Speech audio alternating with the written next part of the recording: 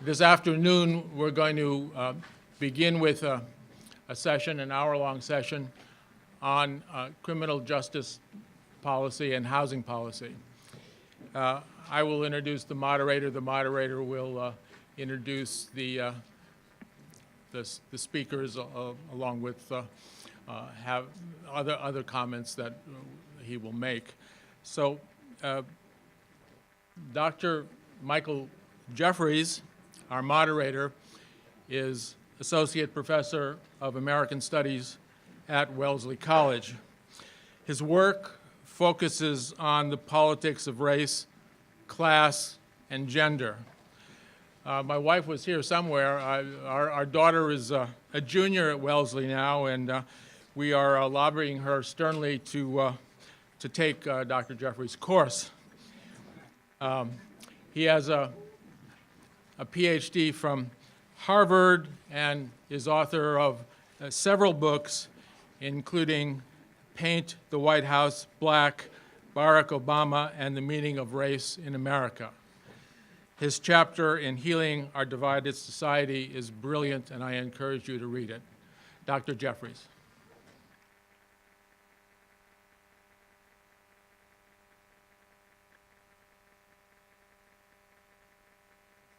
Introduction, and thanks to each of you for being here. I'm not going to wait too much longer before providing introductions for folks who really need none, but I'll do it anyway. The first speaker for this panel will be Lori Robinson. She is the Clarence J. Robinson Professor of Criminology, Law, and Society at George Mason University, and she arrived at that position after more than 3 decades of engagement in national criminal justice policy. She served as director of the Criminal Justice Section of the American Bar Association and director of the Master of Science program at University of Pennsylvania's Department of Criminology. She also served in both the Bill Clinton and Barack Obama administrations, where she was Assistant Attorney General, heading the U.S. Department of Justice Office of Justice Programs. She was co-chair of President Obama's Task Force on 21st Century Policing. Ms. Robinson.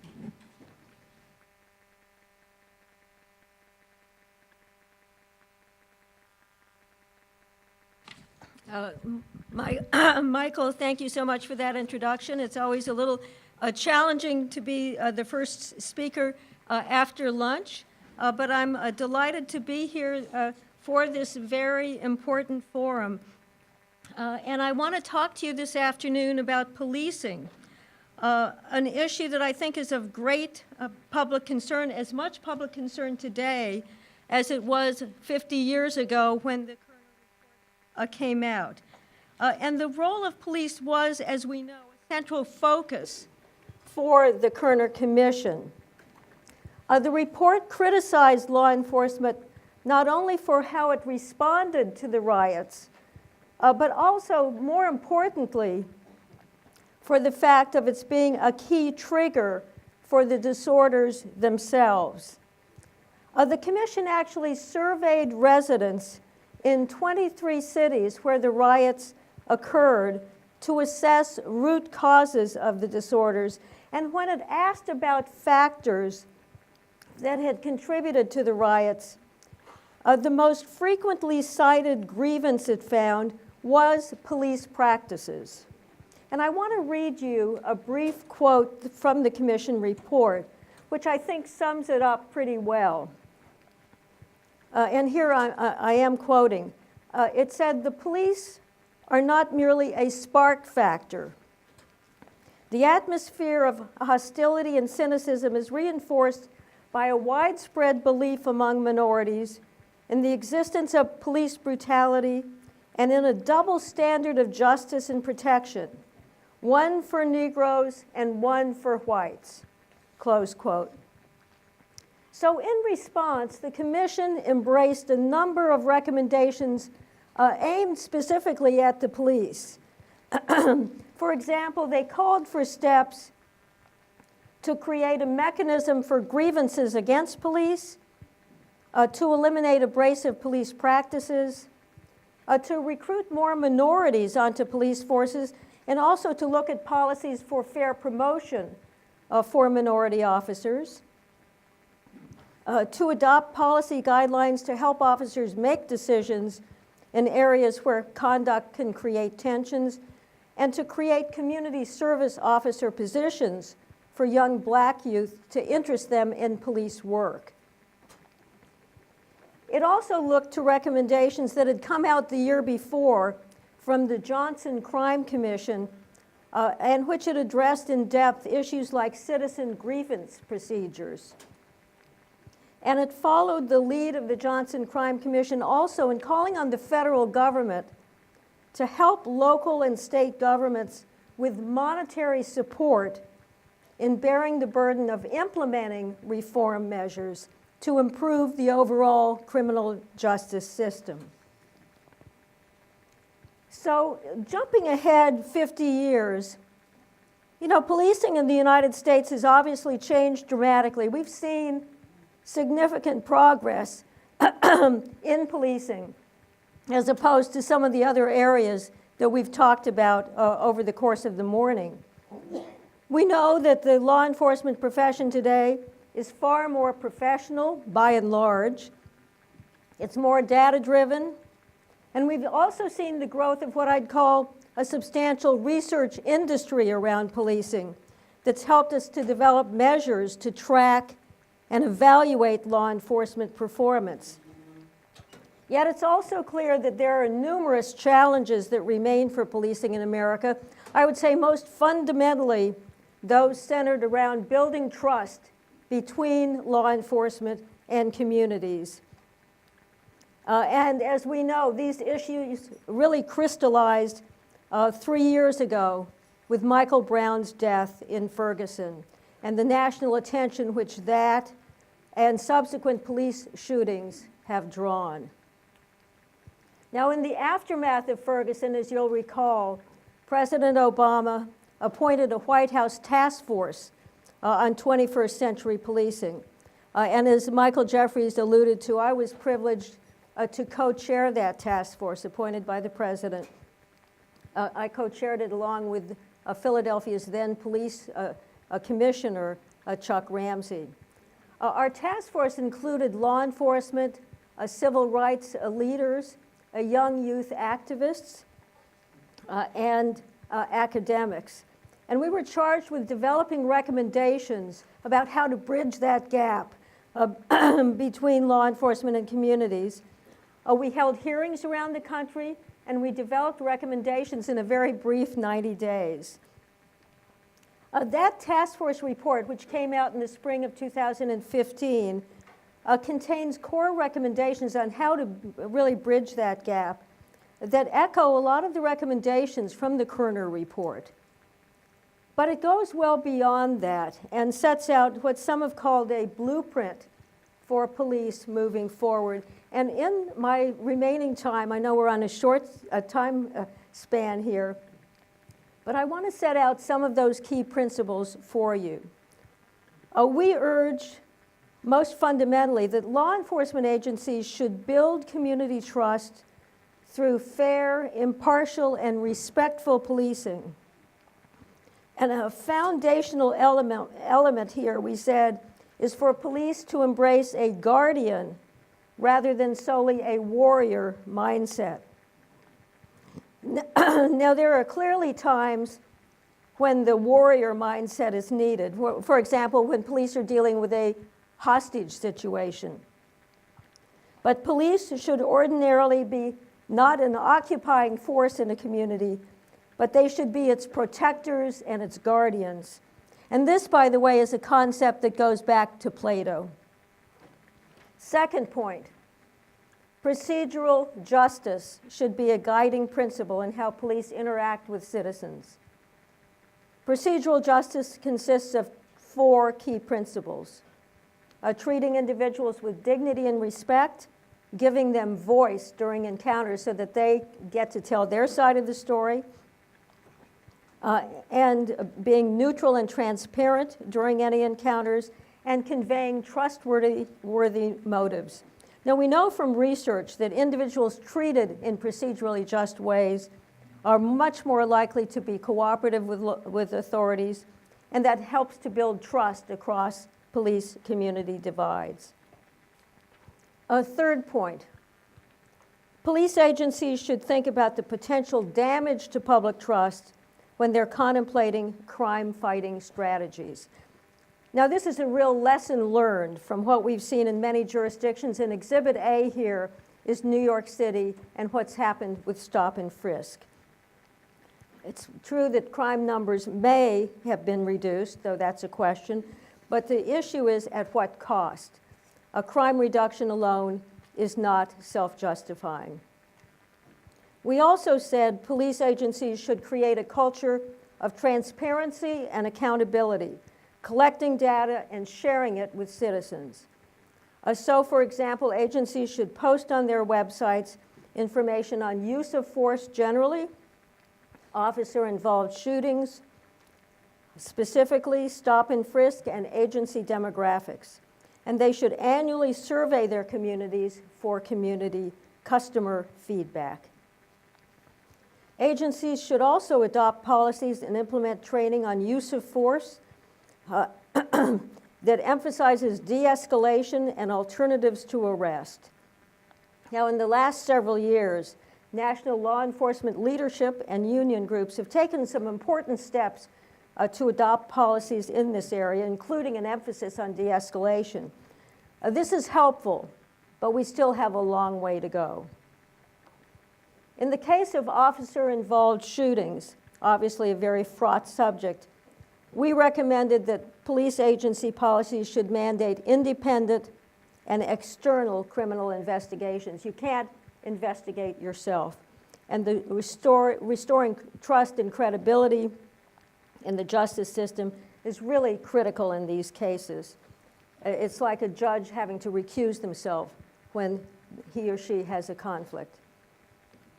In the area of community policing, we said that agencies' primary approach to addressing crime should be based on engagement with citizens to co-produce public safety, that departments should jointly identify problems with the community and collaborate on implementing solutions. And in the area of training, we urge that officers receive training in a host of areas, including procedural justice, de-escalation, and interpersonal skills. And a key priority should be training on handling individuals with mental illness. According to experts, people with untreated serious mental illness are 16 times more likely than others to be involved in fatal law enforcement encounters. So this issue is obviously very critical. And we said that every officer, not just special units, should receive the highly regarded crisis intervention training, CIT. So that's a very, very quick run through of just a few of our 59 recommendations. So where are we now with the movement toward policing reform 50 years after Kerner, and at a time when there's a lot of pessimism about where the police reform movement is going? At the end of past an administration that was an aggressive backer of this work. Well, despite those facts, I remain cautiously optimistic. Why is that? Well, first of all, there are many, many forward-looking chiefs of police around the country who are quietly embracing and acting on these recommendations. Second, virtually all of the major leadership organizations in the policing field, like the International Association of Chiefs of Police, have embraced the task force proposals. Third, there are a host of states and local jurisdictions, states like Illinois, New Jersey, Virginia, Georgia, Texas, that have adopted numerous of these training recommendations as an example, as the task force had urged. Yet despite this bit of optimism, I certainly would note that there is tremendous work still ahead to solidify reform, and change like this obviously does not happen overnight. Many line officers and unions have not bought into the need for change. And much of this is, of course, about culture change, which, of course, does not happen through legislation and does not happen quickly, particularly since we need to note the highly decentralized structure of 18,000 police departments in this country. But I would suggest that we'll look back on this period as the time when change began to occur. Thank you.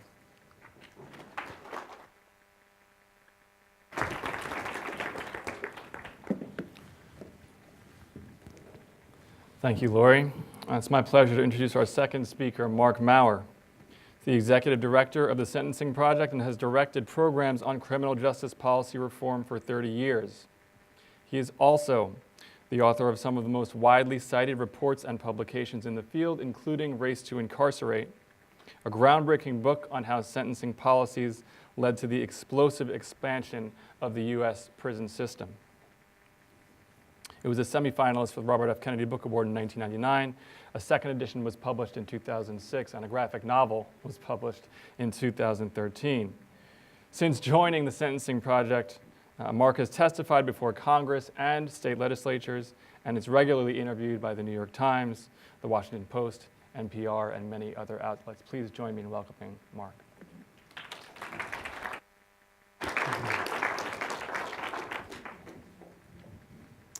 Well, good afternoon. Thanks for that kind introduction. I've come to appreciate the importance of getting the introduction right. Michael mentioned my book, Race to Incarcerate. When the book was first published, I was giving a talk in one of the bookstores here in Washington, and a newsletter went out promoting the talk. It said Mark Maurer will speak about his new book, Race to Incinerate. So we'll talk about those issues later, but for now, I want to talk about prisons today.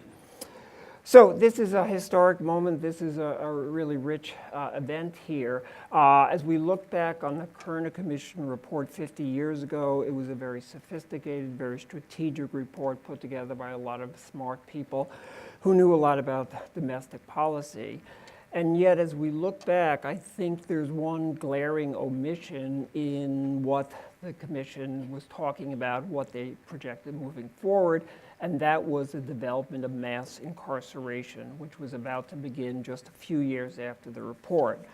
Now, to be fair, the Commission members were hardly the only ones to not predict this. At the time, there was not a single academic, corrections official, policymaker who projected that the prison population would explode at an unprecedented rate. In fact, many smart people thought we would see declines in the prison population for a variety of reasons.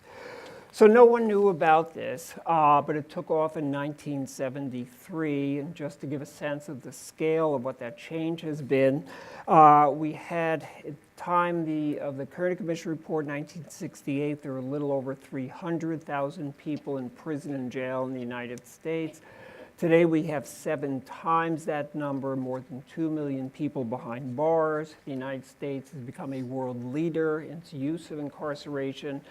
If you look at the racial, ethnic dynamics of incarceration, a report back in 2001 from the Justice Department looked at lifetime prospects of incarceration and basically concluded that if current trends at the time continued, that 1 of every 3 black males born that year could expect to do time in prison in his lifetime, 1 of every 6 Latino males.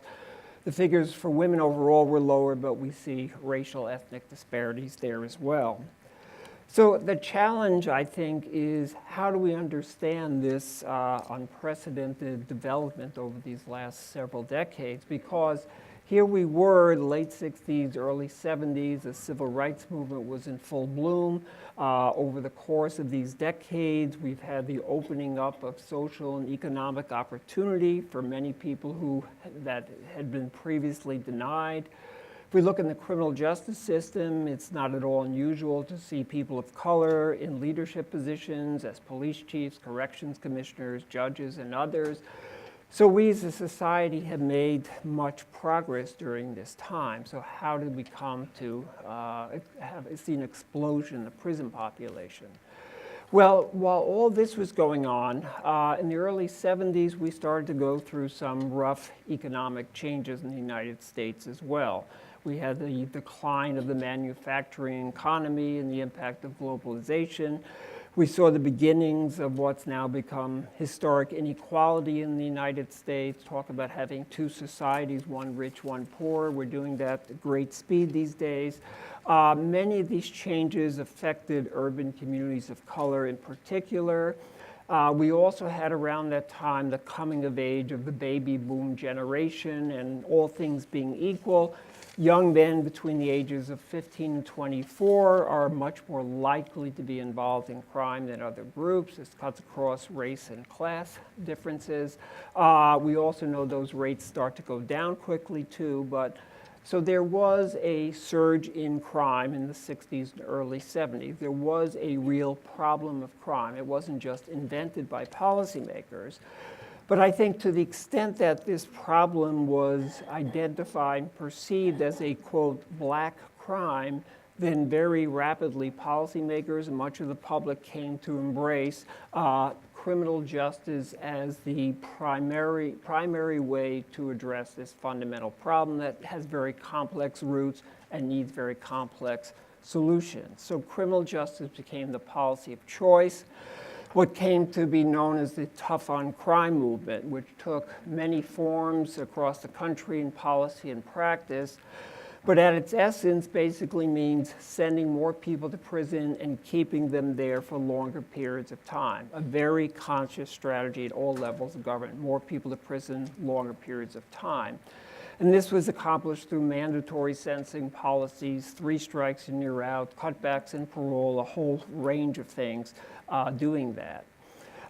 So if we ask ourselves, well, what have we gained from mass incarceration? Presumably the goal of these policies was to have a constructive effect on public safety. There's been a great deal of research on this. I won't go into all of it, but I think there are really 2 basic findings that leading scholars have come to, and they're very simple. First, yes, incarceration has some impact on crime. It's generally much more modest than many policymakers and much of the public believe. And secondly, at the scale of incarceration today, we are well past the point of diminishing returns for public safety gains for a whole set of reasons. So mass incarceration, in addition to the moral questions it raises and the questions about what kind of society we want, even on its basic function or goal, presumed goal of public safety, has had minimal effect at best. But after 4 decades now, we're beginning to be at a bipartisan moment of criminal justice reform. Part of this is because crime rates have generally been declining for about 20 years or so, and leaving the past year aside, in general, this issue has been less emotional, less politicized than it was in the 80s and the 90s. We've had a growing critique of the war on drugs and the ineffectiveness of that as a drug strategy and the harm it's done to so many families and communities. We've seen the impact of Black Lives Matter and many other grassroots movements around the country in demanding change in mass incarceration policies, changes in policing, really bringing to full consciousness what these policies have done and where we need to go. So we're seeing this opportunity now for some type of reform. And indeed, many states and the federal government to some extent have enacted various reforms over the last decade or so. A very common one is to say, can we start to reverse the war on drugs? So particularly for low-level drug users and sellers, we now have various kinds of treatment drug courts. We have other kinds of diversion programs in many states. Legislators at different levels of government are beginning to recognize the problems of mandatory sentencing, which take discretion away from judges, and we've been chipping away at that across the country. The whole area of the collateral consequences of felony conviction, that you may get out of prison eventually, but your conviction you never leave behind. So restrictions on access to employment, housing, the right to vote, public benefits, chipping away at those restrictions too, which have been unsafe and unnecessary and unjustified. So while we're encouraged about this new momentum for reform, we have to be very sober, I think, about looking at the scale of incarceration, how much we've accomplished. At my office at the Sensing Project a few years ago, we were looking at the decline in the prison population over the last couple of years, which people were feeling pretty good about after nearly 4 decades of steady increases. And we asked the question, at this rate of change, how long would it take to get back to the prison figure of 1980? What would it take to achieve that? And the answer was 88 years. I don't know about you, I don't have that much time to wait for that to happen. So clearly we need to pick up the pace. Clearly the scale of what's been happening is good, but it's not up to the task. So what do we do about this? Where do we go? Let me just leave you with 3 broad thoughts on how we advocate for change and what we advocate for. The first I would call, we need to level the playing field. You know, in far too many cases, we still have a 2-tiered system of justice. When my middle-class friends find out that their teenagers have been picked up for shoplifting or burglary or drinking or drug use, they race around and they throw money at the problem. They get counselors involved, they get lawyers involved, they do all kinds of things, and more often than not, it works. And I fully support their being able to do that. When low-income kids get in trouble and their parents don't have those resources, then we use the criminal justice system and we keep processing them there. So whether it's access to attorneys, whether it's money bail and disadvantages that come there, access to treatment programs, we need, if it's good enough for my middle-class friends, it should be good enough for everyone. Secondly is we need to dig much deeper in the reform agenda. As I said, it's very good and of course very appropriate to divert lower-level drug offenders into treatment rather than incarceration, but far too many policymakers have said, and people in the public, that's fine, but the violent offenders will keep them locked up forever. And we're not going to get rid of mass incarceration with that kind of attitude, and it fundamentally misreads crime patterns too. The 25-year-old who gets locked up in prison for a robbery seems like a dangerous person who's committed a violent crime. By the time he's 30, 35, 40, in most cases, he's much less of a threat to the community than that 25-year-old was. So each successive year in prison costs us more in tax dollars, produces less in public safety benefits for us. So we need to rethink our very punitive structure, far more punitive in individual cases than in comparable nations looking at the same crimes.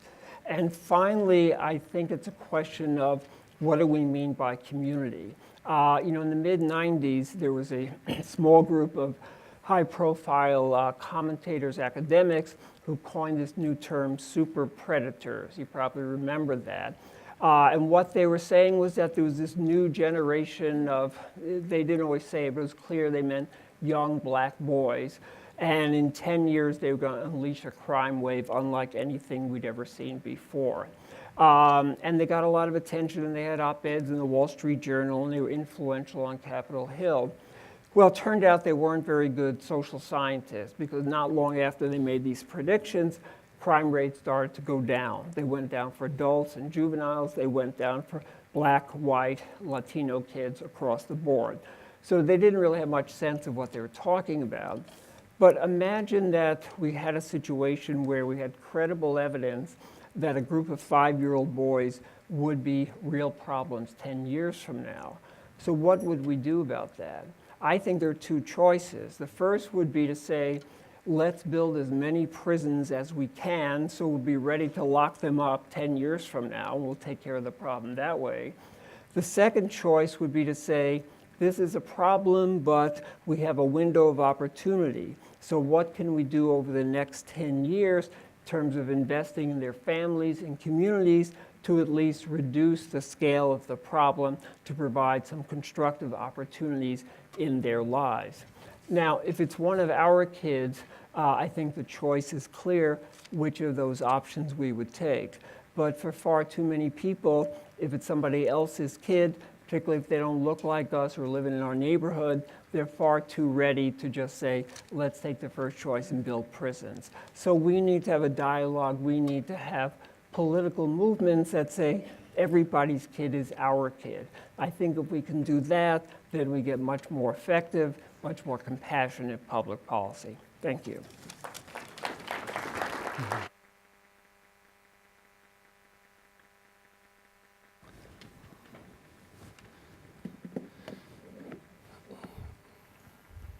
Thanks so much for that, Mark. It's my turn now. Got you right where I want you. I'm going to say a few things that I think are connected to what Lori and Mark talked about, but aren't directly in the same research tradition. But I hope the connections will be clear for everyone, and then we can move on to sort of broader discussion of some of the themes and issues that we heard up here. My chapter in the book is on Black citizenship and suffering. And I think one of the places to start is to recognize the importance of continuing to talk about Blackness and Black American history when we want to understand contemporary racial politics. Our contemporary racial politics and demographics do not look like they did when the Kerner report was first published. The largest non-white racial ethnic group is Hispanics. The fastest growing group is Asians. The most vilified group in the contemporary public discourse are people from Arab countries and people who are Muslim. So on its face, things look wildly different. Why are we looking to Black history for the answers and the explanations to some of these questions and problems that we're confronted with? And the answer is that the racist logic and discourse of criminality that was applied to Black American people and specifically protesters in the middle of the 20th century is the exact same logic of racist discourse and criminalization that's being applied without any addendums or evolution almost to these new groups, right? The notion that white public safety or white safety comes at the expense, right, of Black or other safety, that's the fundamental logic, or Black or other advancement. That's the fundamental logic of the tough on crime, rule of law discourse. Now we know rule of law means different things to different people. It's supposed to mean, right, that everyone is subject to the same laws, the same benefits, the same penalties in the eyes of the judge and what's written on our books. But nevertheless, right, that's the logic that we're working with now, and it's the exact same logic as before. And if we don't start to interrupt that way of thinking about things, that sort of zero-sum racial game of safety versus quote-unquote progress or advancement or handouts, we're never going to get anywhere. That's the first piece of this, right? We need to be able to center Blackness even though our demographic story and our political story is changing.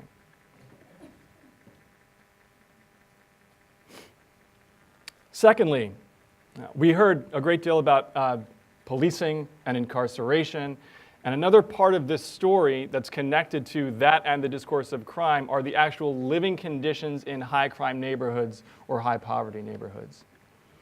And I think for too long, there was a reluctance on the left to even acknowledge what was going on in these neighborhoods, right? And that reluctance to acknowledge the lived day-to-day experiences of people who are living in areas of concentrated poverty, who are dealing with questions of threats to their personal safety from their neighbors on a day-to-day basis, and who were Black and brown people. The unwillingness to deal with that reality seeded the conversation to folks like Bennett and others who just called young folks super predators and started building prisons as a response. But we've got to acknowledge that those conditions are real for far too many citizens and residents of our country. And once we acknowledge them, we can start to figure out why. And the good news is we know why. We know why. The answer is segregation and concentrated poverty. That is the first mover in these cultural and behavioral outcomes. People like William Julius Wilson and Robert Sampson and a host of others have already demonstrated this beyond a shadow of a doubt. Patrick Sharkey is another one who's written 2 very recent books, if you're looking for some further reading on this, right? If we invest in education and we invest in employment in these communities, these behavioral and cultural outcomes that we see will be pushed down, stamped down, virtually eliminated. We're in an incredible era right now of public safety. The story of New York City is a remarkable success story that was really hard to imagine 3 decades ago, right? 4 decades ago. And that story is a mixed one because in part we know that it coincided with these repressive police practices, but it's also thanks to the tireless efforts of community activists and organizers in those communities and more sensible policing policy, as we discussed, data-driven policing policy. However, all of those interventions that address neighborhoods the way they are is not going to make up for the history that made the neighborhoods the way they are. So Richard Rothstein's book, The Color of Law, explains how and why it is we arrived at our contemporary moment of segregation. And Rothstein dispels, I think, what's a pretty foundational myth to our segregation story, right? And that myth is that if we just got rid of de facto segregation, the choices of private citizens, and we got rid of private discrimination, we wouldn't have segregation the way that it is today. But what Rothstein shows us is that de facto segregation, the choices of private citizens, and private discrimination, like the discrimination undertaken by banks, discriminatory lending practices, those things are vital in explaining where we are. But the first mover, the primary factor, according to Rothstein and others who have written about this, like Ira Katz-Nelson, is that the federal government wrote segregation into place through the Federal Housing Authority, Homeowners Loan Association, and all kinds of policies and practices that ensured, in fact, mandated that freeing up these funds and ensuring mortgages was predicated upon the maintenance of white-only communities, in particular white-only suburbs. So if we don't get that piece of it, right, that government played a very specific and damaging role, we can't understand why we need to continue to apply pressure to government today.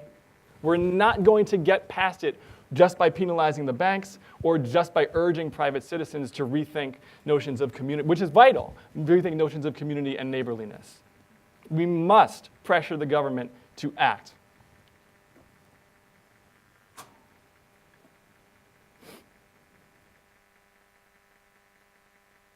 How do we pressure the government to act? This is where I sort of wind up my chapter and what I want to kind of leave you with before I open up the Q&A for our panelists.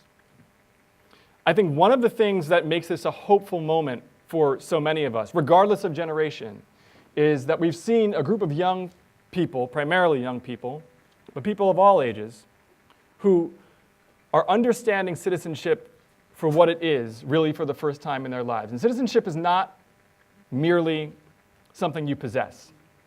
It is not something granted to you via a passport or some other piece of paper or your financial standing. Citizenship is about practice. The rights that are guaranteed in the Constitution are only valid to the extent that we practice them. And the generation of Black Lives Matter, the generation of the folks who organized the Women's March, which was a multi-generational effort, the Dreamers and DACA activists, and yes, the students in Parkland, those are the people who are carrying the mantle of citizenship forward and revealing it for what it truly is to the rest of us. Having the evidence and having a history of policy success and putting it in front of our government officials is not going to get the job done. We have to use every tool at our disposal as citizens, the right to public assembly and the right to the ballot included, to actively put pressure on our government, government of the people, right? Our government, to make these changes. And that's what I want to close with today before we get to the questions. Thanks. So I'm going to very selfishly, before I open it up to the rest, because I'm the moderator, I'm going to very selfishly ask each of you a question, and then I'll sit down, I guess. And I hope you'll mind if I start with you, Lori. One of the things that you mentioned that struck me was your comment about changing the culture of police departments and policing. And I think when some folks hear these calls for cultural change, they're yearning for another piece, which is not just a cultural change within the department, but structures of accountability that go along with or spur or incentivize the kinds of cultural changes that you're hoping for. Yet the mechanisms we have for accountability seem to be quite weak when it comes to policing, right? Civilian oversight, Right. indicting police officers seems like an impossible, even when we know there's been some wrongdoing, seems like an impossible mountain to climb. Can you talk about that difficulty in producing adequate accountability in partnership with the cultural change when it comes to policing? Right. Well, we know more broadly, beyond policing, just from organizational studies, from research on organizations, that culture change is both very important in bringing about change broadly, but also very difficult, very challenging, and something, as I said, that does not happen overnight. So this is something that has to be addressed on a whole variety of fronts. And I think we have seen this on a local level. Just like Tip O'Neill said about politics, a change of this kind in policing, which is very local, locally run and controlled institution, is all about local change. So that we have seen culture change in police departments at the local level when there is leadership, leadership change and dynamic leadership at that local level. When you have a local police chief and he or she brings new ideas and vision and is willing to make change happen, who is willing to bring some of the kind of principles that I was articulating, and is willing to, as necessary, get rid of people who are not willing to go with the program. And sometimes you need generational change. We have seen that in corporate changes at times, or different kinds of organizations. We are trying to get more evidence-based policing into law enforcement. Training is going to be essential, but this is not just training of recruits. This is in-service training, so that folks who are already on board, and it's training of first-line supervisors and middle management. So it's not just the top and the new guys or new young women, but it's the people in the middle.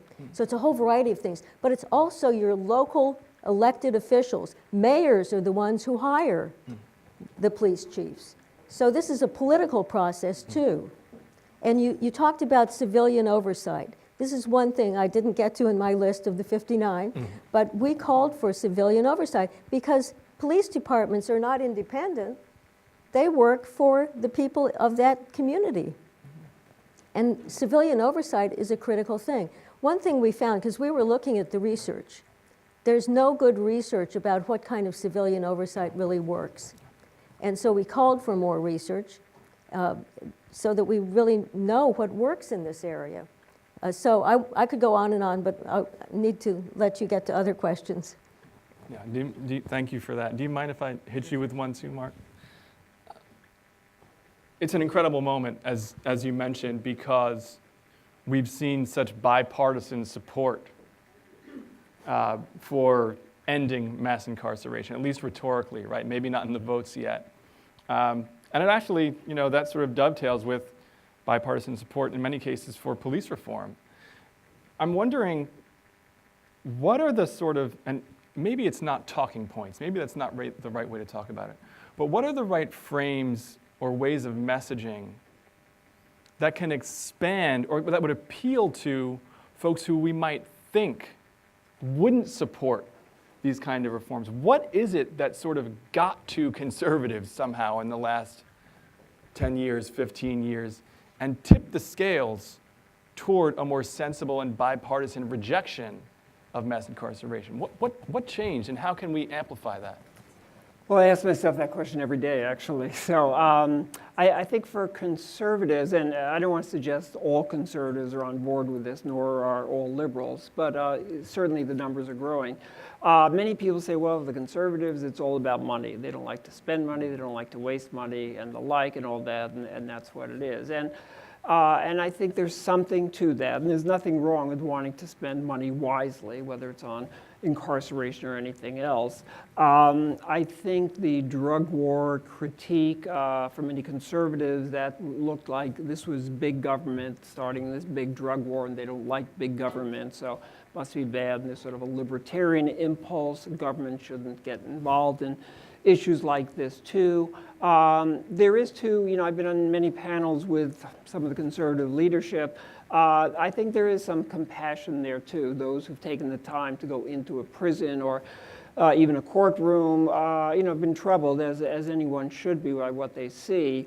Many years ago when I started doing this work, I had a program where I brought people from the outside into a state prison on a Saturday afternoon, and we spent 2 hours talking with a lifers group. These are people sentenced usually for murder or armed robbery, had a life sentence.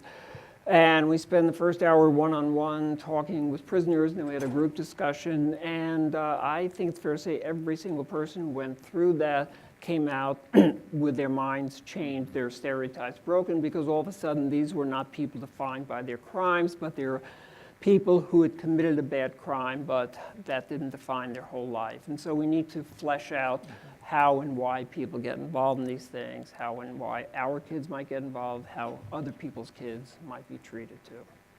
Thank you.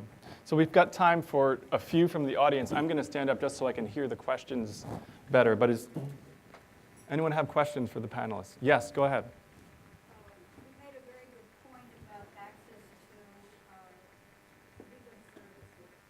and the disparity between those who have and those who do not. In my experience, the public defenders are undermanned, underfunded, and very often underskilled. And this, I think, is something that needs to be addressed. And I didn't hear anything about that. But there has to be better or just access to free legal services. And so the other part of the equation is that a lot of the district attorneys are politically motivated and want to notch up as many kids as they possibly can. And so they push their own attorneys to get the maximum of everything. So these are two issues that I think need to be addressed. Did everyone hear those questions about access to legal services and the incentive structure of public defenders and district attorneys? That's what we're talking about here. No. I can start. Well, you're absolutely right about those two. When it comes to indigent defense, public defense, there may be no area of the justice system where there's more variation in quality and quantity of services than there is in public defense services. Those of you in D.C. may know if you were charged with a felony in D.C., you should race down to the public defender office and see if they'll represent you, because you will get very high quality representation there, much higher than many private attorneys would provide.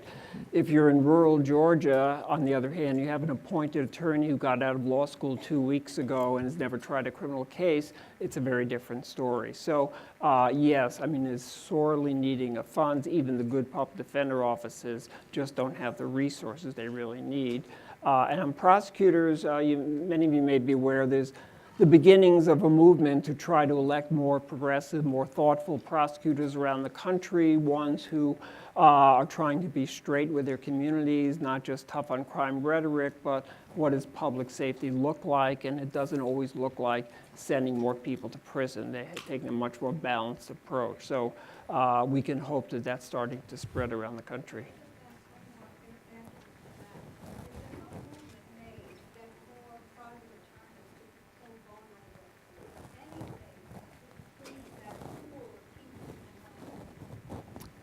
Well, there are many large firms will intervene with death penalty cases frequently, and that's been an important source of support. I don't think it's a long-term solution, but yes, for certain kinds of situations, it might be helpful.